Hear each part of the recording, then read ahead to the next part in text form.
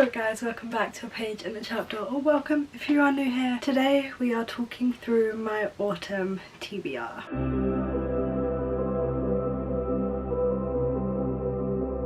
It feels very strange to be here talking to you about autumnal books with the autumn leaves up when it is 30 degrees outside and I am sweating beyond belief. Like, this is not the autumn that I signed up for. I'm ready for rain and cold and orange colours outside and pumpkin spice lattes and literally racing home to get into the warm because it's that dreary and horrible outside. Like, that is what I am eager for. I'm not excited about this little 30-degree heat wave we're getting in autumn season. But anyway, I have some books here. Some are yet to arrive because I treated myself to a big autumnal book haul when I finished my masters. But I basically know all of the books that I want to read in the September, October, maybe dripping over into November period of time, and it's a pretty hefty list. I've basically been saving books from last autumn as well that I didn't get to, so this is hefty. Let me count up how many books I actually have to talk to you about today. I have 15 books to mention and talk about in this video. I'm hoping that 15 books is a doable amount to read in an essentially 2-month span, but it means I'm gonna have to get a move on with some of these books now. I can't save them for cold weather. I'm just gonna have to read them in the hot weather, otherwise we're not gonna get to them. But if you like the sound of this video and you'd like to see how I do on this autumnal TBR, or you would like more autumnal book recommendations, then do please feel free to hit that big red subscribe button down below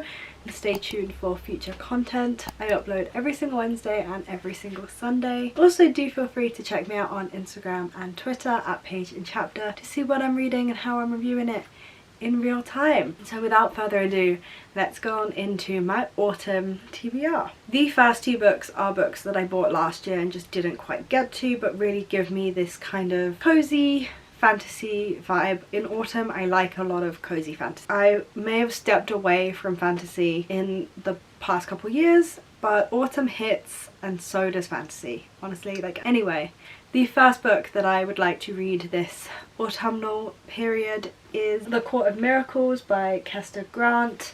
I picked this up early into my master's degree last year. Like, I think it could have been like one of the first couple of weeks. This is the problem when you go to uni right next to Waterstone's Gower Street, you pick up a lot of books. But this is a fantasy retelling of the period of the French Revolution, or just after the French Revolution, I believe, and I'm getting the vibe that it's a Les Mis retelling because the main character is called Eponine. So this follows Eponine, and when her sister is sold to the Guild of Flesh, she has to join the Court of Miracles in order to try and win her back. The book doesn't really tell me much more than that. It says that she'll have to become the greatest thief the city has ever known, so I'm guessing it's like a kind of French Revolution-y fantasy heist book with some touches of magic, and I'm here for that. I think this is really gonna feel cozy and cute, but again, like, I think you can see why I'm maybe waiting for some colder weather. But this will probably be an earlier one that I get to because it's not objectively autumn. I'll either read this really early in September or leave it until November because it's not specifically spooky season, autumnal season kind of read. It can be pushed around. And the next book,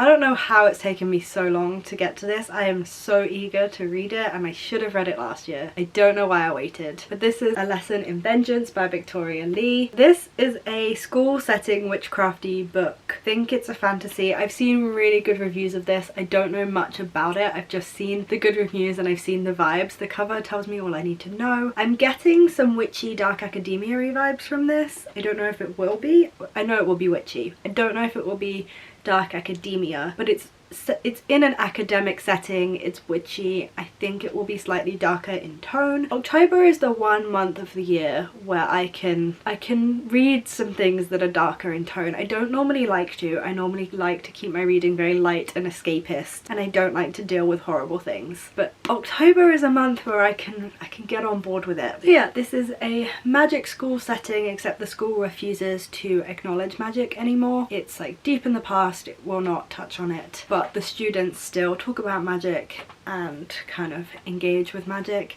And this follows two characters, Ellis and Felicity, and as they start working together, the history starts to repeat itself, and this just feels very eerie and dark, and I am so excited about this book. The next book is the last book from my New York book haul that I have yet to read. I am aware that it is September and I went to New York in February, but I've been saving it for this reason, and that is Stalking Jack the Ripper by Kerri Maniscalco. I'm half scared to read this book because I'm terrified I will love it and not be able to get the rest of the books in the US super floppy paperback editions, and then also I have been putting it off because it feels kind of dark and autumnal. I know the second one is Dracula, so maybe I should have read this sooner so I could have read the Dracula one in autumn. I'm here for this book. So this is the story of the woman who loved Jack the Ripper, and that is really all of the blurb tells you. I have really enjoyed Kerri Maniscalco books in the past. I read Kingdom of the Wicked, really enjoyed it, and I've seen really good things about this series. It just seems really fun. I'm excited about it. So not much to tell you about this one other than that it is on my autumnal TBR because it's really time to get to this. And my fear of not being able to have the sequels in the same binding, I'll just have to put that behind me or go to New York again. That's always an option. You guys are gonna be so mad at me when you see that this book is on this TBR. You are, because it's still on this TBR. And if you've been around for a while, you know that I have been trying to read this book for ages, like the chronicles of me trying to read this book. Gideon the Ninth by Tasmin Moyer. I really want to love this book and get really into it and just be as obsessed with this series as everybody is.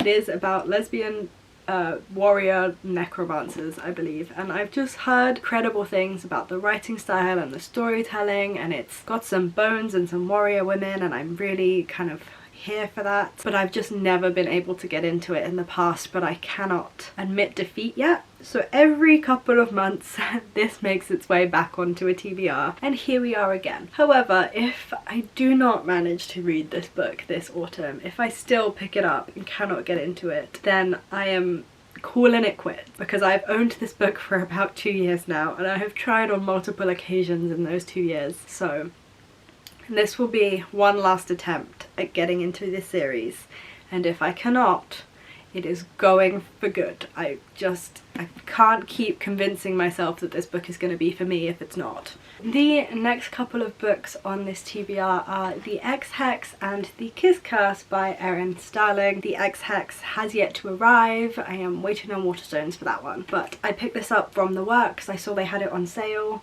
and I did try to read the X Hex last year and I DNF'd it, but I listened to the audiobook, and I don't typically get on with romance audiobooks particularly, and I just remember loving the vibes of the book. It felt so witchy and autumnal and like Halloween. It felt like a cozy Halloween movie, and that is often what I am looking for in October. And I didn't DNF it because I didn't like it or anything like that. I kind of just fell out of the habit of listening to it. You know, like this is the problem that I have with audiobooks.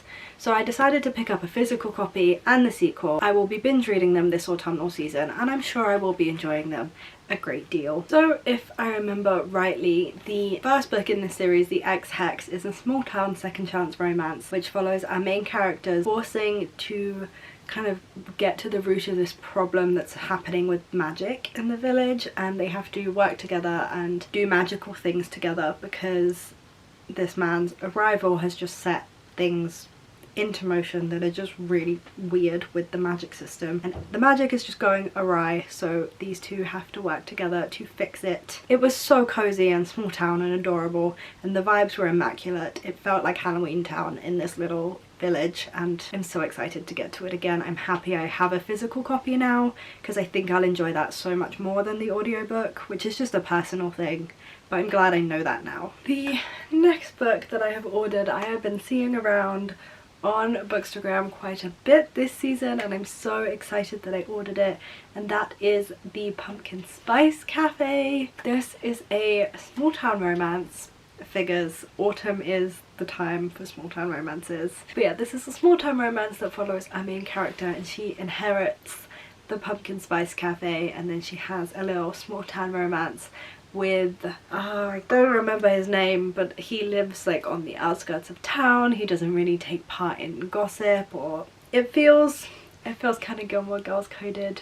and I am excited about it. This one I think is quite a short book. I could be wrong, but I just saw it. I saw the title and I was like, yeah, I'm gonna order that.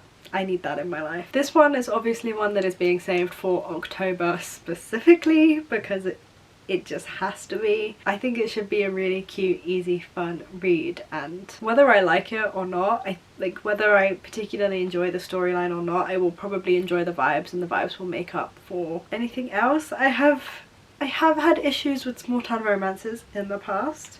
Mostly the video I entitled "Small Town Romances were the worst thing that ever happened to me." However, since that video I have found some much better examples of small town romances that I have really enjoyed, so I think I just didn't like the books that I read in that video, and that's okay. This next book, I'm actually unsure when I'm gonna read it or if I'm gonna get to it. If there's any that I think could be cut from this list, it is this book, and that is Neverwhere by Neil Gaiman. I purchased this because I was really in the mood for a cozy fantasy, and I know Neil Gaiman writes a lot of cozy fantasies. I adore Stardust. I read it every single Christmas, and I was thinking maybe I could add another one to the list, and I have had a lot of people come forward and say that they really enjoy this book and they think it's really cute, but to be honest I'm just not really feeling it anymore. This follows our main character Richard Mayhew, and he stops on the street to help a girl who is injured or in some kind of trouble or something like that, and this act of kindness essentially leads him to discovering a whole new world which I think exists below London, and discovering all this magic and wonderfulness of this world. Neil Gaiman writes such beautiful worlds. I'd say it's probably what he does well. I've had such good experiences with his books in the past. I do think this will be a really good read if I do ever get around to reading it. I'm just not particularly excited about it anymore. I think I bought so many books since buying this one that this one's just like dropped down the rankings a little bit, but maybe the mood will really take me for this one, or maybe you guys could like leave your thoughts on this book and really encourage me to get along and get into it and finally read this. I thought I would share it with you. I do have it on the autumnal TBR. I did buy it with autumn in mind. I'm just a little bit over it now, but it's not the book's fault. I'm still interested in the book. I'm still interested in the vibes of the book. I'm being picky at the moment, basically. This next one I'm super excited about. This is a super fun one, and that is A Witch's Guide to Fake Dating a Demon by Sarah Hawley. I have wanted this book for a very long time, and I finally purchased it because I think they had it in the works, so no reason to not buy it. If you do not know, fake dating is my favourite trope in the entire world. I love it so much. I think it's so fun, and I'm always looking for some good fake dating trope, and the fact that this is a fantasy romance because we've got a witch, which is one of my favourite paranormal creatures to read, like I just don't see what could go wrong with this book. I just think it's gonna be incredible. I think it's gonna be amazing, and I think it's gonna be absolutely chef's kiss. Like this is gonna be such a fun one, and I will probably be getting to this one very soon. So this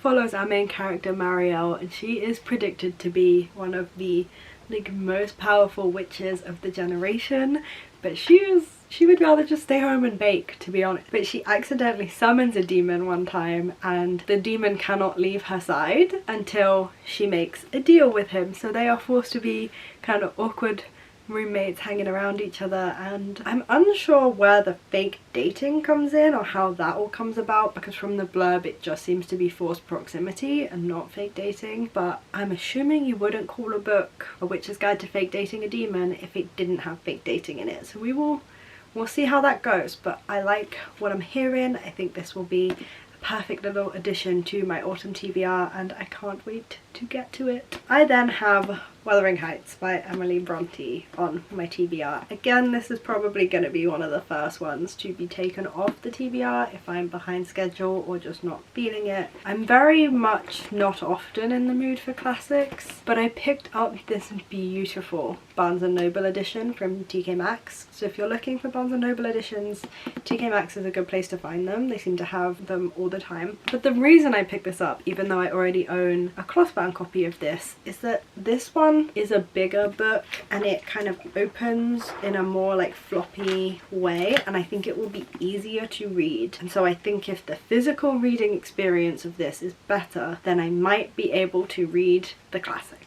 This one is just dark and eerie and the best kind of October read vibes that I can maybe think of, and so I figured I would put this on the TBR and give this a go. One of those dark, dreary nights. I could just see this really hitting the spot if I was in the mood for it. So I'm hoping the mood comes along.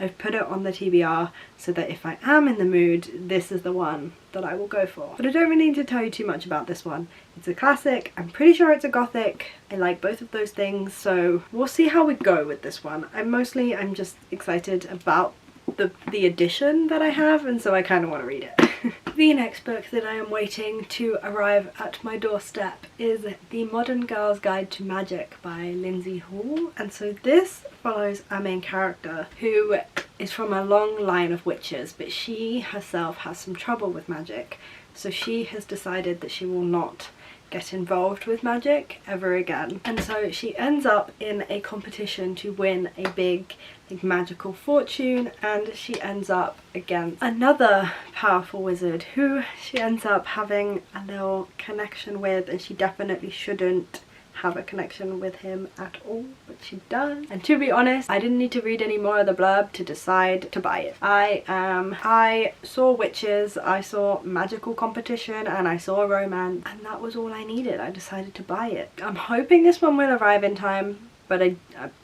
may not, but I will be very, very happily devouring this in October. It sounds like another version of the X Hex basically, and I like books like that.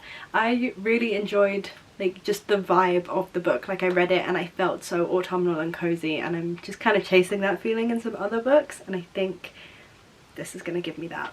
We're getting towards the end of this list, we're getting there. This next one you've probably seen on 1,000,001 autumnal book recommendations and TBRs. It is a very popular one. I have yet to read it, but I'm very excited about it, so I am going to share it. But I appreciate that everyone already knows about this book, and that is Legends and Lattes by Travis Baldry. Another book in this kind of series or franchise, whatever it is coming out this month, I believe, which is called Bookshops and Bone Dust, so I expect you'll be seeing a lot of talk about that. But this is a very low stakes cozy fantasy about a main character who decides to open a tea shop. She decides to open the first coffee shop, tea shop in the kingdom, and this leads her on, from what my friends have told me, a series of low stakes quests in order to do this. It's described as a cozy, heartwarming story of found family, fresh starts, and the perfect cup of coffee. It just sounds perfect and cozy, and everybody raves about this. I really want to jump on the bandwagon with the next book as well, so this will be one of the first books that I get to this autumnal period. As soon as the weather cools down a little bit and it's not 30 degrees and blaring sunshine, I will be whipping this book out and having my coziest little time with my hazelnut lattes, my pumpkin spice lattes, and my pumpkin cream cold brews, all things that just aren't coffee but pretend to be. That's what I'm going to be doing. Then we have a book that is very often linked with and discussed in the same kind of spheres as Legends and Lattes, and that is The Very Secret Society of Irregular Witches by Sangu Mandana. I basically just want really cozy fantasies, and I searched that, and then I bought whatever books came up, and so naturally you can understand that these were the two most popular, most shelved books under cozy, low stakes fantasies. I'm here for it. I have heard good things. I feel like I've seen this book around a lot, and it takes place in a magical school setting. So this follows our main character Mika, and she has been hiding her magic for a very long time, and she wants to avoid other witches and stay away from other witches. But this kind of all gets thrown out the window when she is invited to teach at this school, and in doing so she meets the quirky librarian, and I'm kind of hoping there is a romance there. And this is another really cozy, low stakes magical fantasy with a found family trope, and a found family is one of the coziest tropes, and fantasy is a genre that lets you explore that in different ways to contemporary. So very excited about this one. This is quite a short one, so I think I'll be able to read this in maybe a day or two, and I am super excited about this one. And then we made it to the final book, Thank you if you have stuck around for this big old list. And this one I had to pick up for personal reasons, which I will get into once I explain the book to you, and that is Masters of Death by Olivia Blake. I couldn't really not buy a book with death in the title and a skeleton on the cover. I have just finished a master's degree in forensic anthropology, and now it is time to remind myself of that trauma by reading books about bones and skeletons and darker human anatomy things, and, you know, romanticize the experience and pretend that it wasn't traumatizing. So this follows our main character Viola, and she is a vampire estate agent, but she cannot sell the house that she is trying to sell because it is haunted, and she cannot prevent it from being haunted or get the ghost to move on until she solves the mystery of that death. It doesn't really have much to do with skeletons, but I was very interested in plot of the book anyway when I read it online, and I'm seeing a lot of people with this book. Also, I've read Olivia Blake before, and her stories tend to be quite weird and wonderful with a darker tone, and I think she'd be able to put a really interesting twist on this book. Like, I don't think the plot of vampire estate agent has to solve the mystery of a death in order to sell the house. I think there's going to be more to it than that if I know Olivia Blake's writing. So I'm super excited about this one. Again, I just want like a really cold October night where it gets dark at like 4 p.m. I know most people are going to curse me for saying that I want that, but I think this book is going to be so vibey on one of those nights, and I'm really, really excited to have it. It's also just a beautiful book. I mean, look at these end papers. It is plain underneath though, which is kind of a shame, but I can forgive it because everything else is just beautiful. And so here is my very hefty Autumn TBR, and this isn't even all of the books that are yet to arrive. I think I went a little bit overboard. I don't think I will be able to get to all. I'm hoping that I'll be able to get to them all. I'm not entirely sure. With the stuff that I know that I have coming up, I'm not entirely sure I'll be able to get to all of these. But to be honest, everybody just blame the weather, because I would have already started if the cold front had stayed, but it did not. So I hope that you guys enjoyed this video. You got some recommendations or some new books to try out of this. That is essentially the hope with these videos.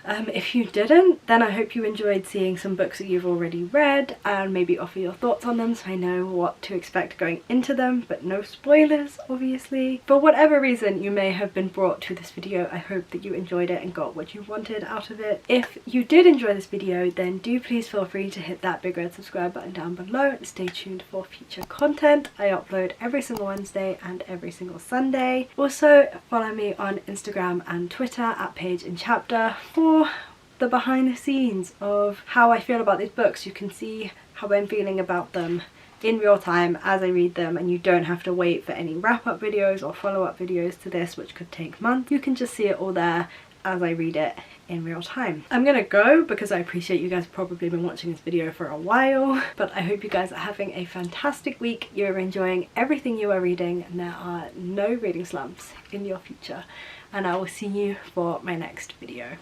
Bye guys.